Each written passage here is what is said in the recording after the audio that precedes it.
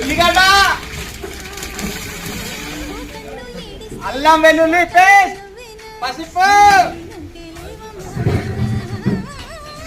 గోలాలే మంచిగా golden brown colour లోకి రావాలి.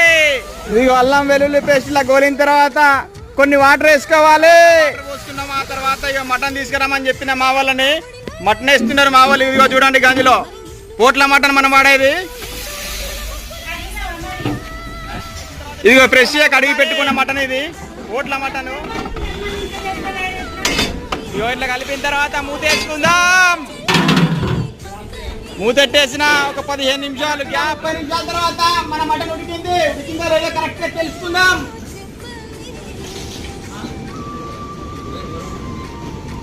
ఇదిగో ఉడికింది, ఇటు వచ్చేస్తుంది కరెక్ట్ ఉడికినట్టు. ఇప్పుడు మెటీరియల్ వేసుకుందాం. అంటే